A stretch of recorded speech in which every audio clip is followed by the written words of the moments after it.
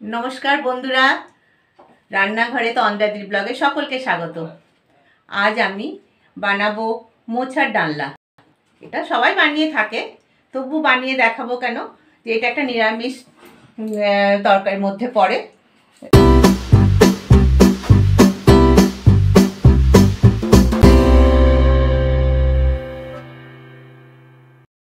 নিরামিষ তরকারির মধ্যে পড়ে। এটা খেতে খুব সুস্বাদু হয়। এটাকে ছাড়াতে হয়, এটা আগে আমি একটু দেখিয়ে দিই। এটাকে এইভাবে ছাড়িয়ে, এটাকে একটা একটা করে এইভাবে ছাড়িয়ে নিয়ে এটা পিস পিস করে বনিয়ে নিতে হবে। নিয়ে তারপর নুন হলুদ জলে একটু ভিজিয়ে রাখতে হবে, না হলে কিন্তু কষা ভাবটা যাবে না। বন্ধুরা আপনারা দেখলেন যে তখন আমি মোচা ছাড়িয়ে ওটাকে আমি রেখেছিলাম, তারপর সেটাকে সেদ্ধ করে আমি দেখুন এরকমভাবে জল ঝরিয়ে রেখেছি। এবারে আমি এটাকে রান্না করার জন্য যেটা দরকার আমি সেটা করে নিচ্ছি। এবার কড়াই আমি একটু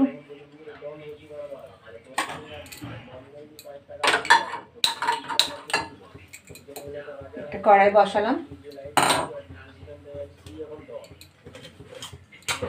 দিয়ে দেবো এতে তেল। তেলটা একটু বেশি হলে খেতে ভালো হয়। এটা একটু নিরামিষ তরকারি, একটা নিরামিষ রেসিপি।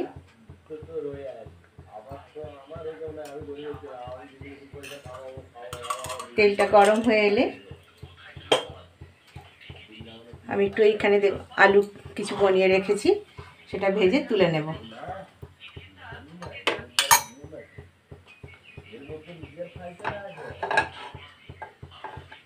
তেলটা আমার প্রায় গরম হয়ে এসেছে।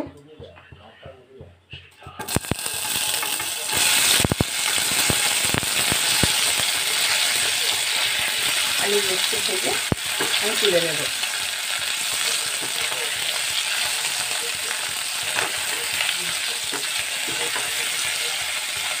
আলুগুলো একটু সামান্য লাল লাল করবো, যাতে দেখতে তরকারিটা ভালো হয়।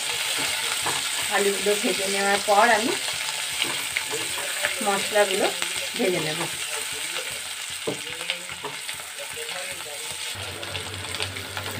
আলুগুলো আমার ভাজা হয়ে গেছে। এবার এগুলো আমি একটু তুলে রাখবো।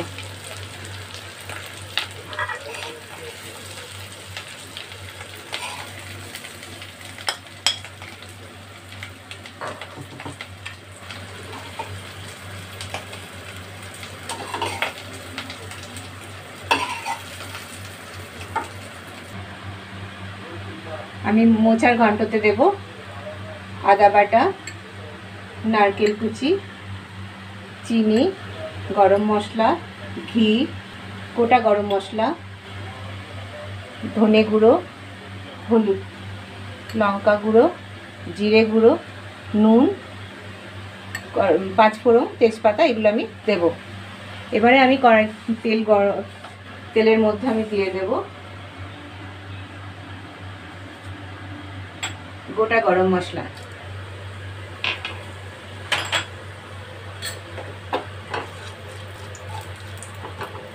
তেলের মধ্যে আমি দিয়ে দিলাম গোটা গরম মশলা। এরপর আমি দেব তেজপাতা, একটা গোটা লঙ্কা আর পাঁচফোড়ন। সেগুলো একটু তেলের মধ্যে সামান্য নেড়ে নেব।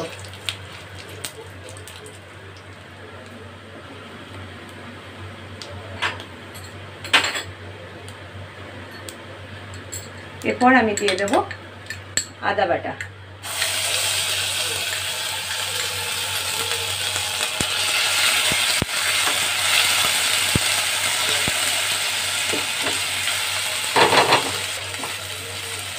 আমার আদাটা আমি একটু নেড়ে নিয়েছি। এবারে আমি সমস্ত মিশ্রণ, জিরে গুঁড়ো, ধনে গুঁড়ো, লঙ্কা, নুন, চিনি দিয়ে একটা মিশ্রণ বানিয়ে নিয়েছি। এটা জল দিয়ে আমি একটা পেস্ট বানিয়ে নেব।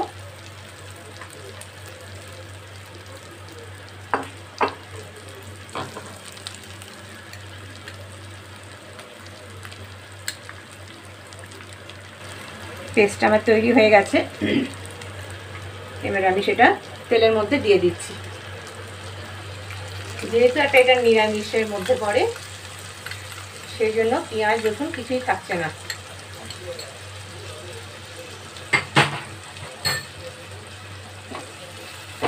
মশলাটা ভালো করে আমি নেড়ে নেব। মশলা থেকে তেল বেরিয়ে এলে আমি মোচাটা দিয়ে দেব।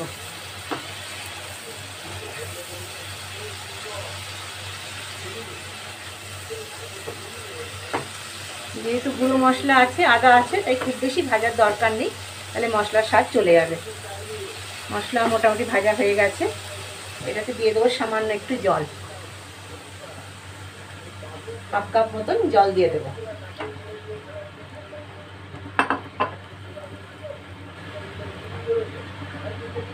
এবার এটার মধ্যে আমি দিয়ে দেব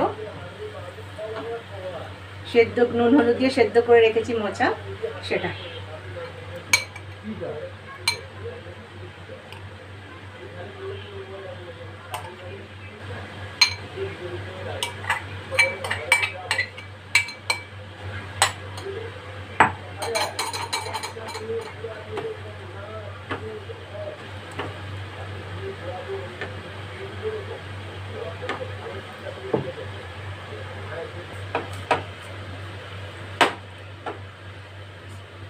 মশলাটার মধ্যে মোচাটা আমি দিয়ে দিয়েছি। এরপর এটার মধ্যে আমি দেব আলু।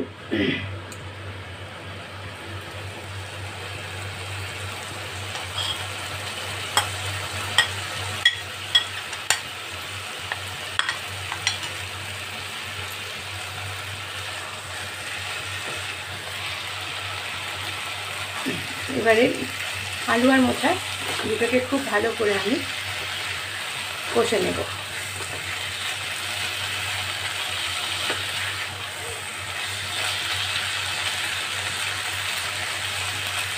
এর মধ্যে আমি দিয়ে দেবো এবারে নারকেল কুচি।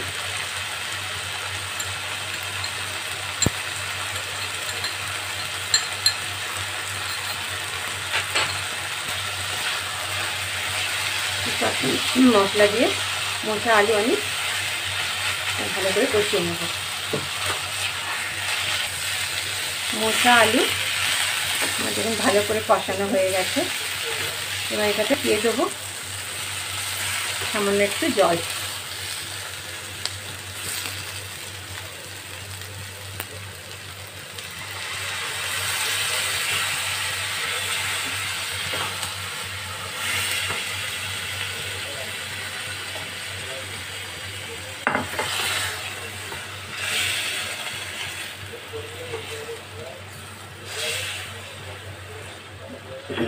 মশলার সাথে এটা ভালো করে ফুটে মিশে গেলে তারপর আমি এটা দিয়ে দেবো নামাবার সময় ঘি গরম মশলা।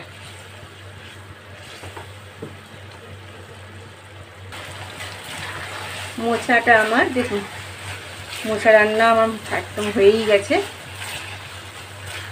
কলা মোচাটা খুব টেস্টি খাবার। এর আবার 2-3 রকমেরও হয়, সব মোচা আবার ভালো হয় না, ওটাও একটু দেখে নিতে হয়। কোনো কোনো মোচা খুব তেতো থাকে। মোচার আমি তো মোচার ডালনা বললাম, কেউ বলে মোচার ঘন্ট, এটাও একটা নাম আছে। কোন ভালো ঠাকুর ঘরে ভোগের মধ্যে একটা ভালো রেসিপি পড়ে মোচা। আচ্ছা, আমার তো হয়ে গেছে। এবার আমি এটাতে দিয়ে দেব ঘি আর একটু গরম মশলা।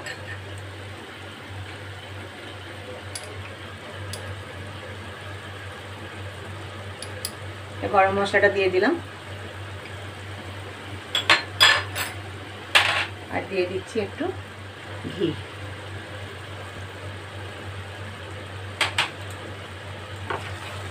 আমার মোচার ডালনা তৈরি।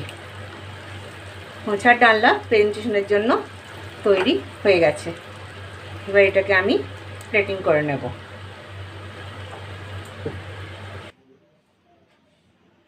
মোচার ঘন্ট আমার তৈরি হয়ে গেছে, আমি ওটা প্লেটিং করে দিয়েছি। আপনাদের কেমন লাগলো কমেন্টে জানাবেন, লাইক করবেন, শেয়ার করবেন। Thank you.